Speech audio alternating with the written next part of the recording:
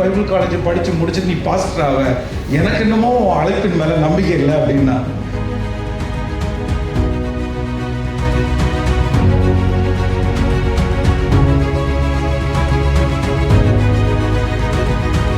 நாங்கள் 2 பேரோட மேல blood of Jesus மட்டும்தான் சொல்லி கை வைத்து ஜெபித்தோம்.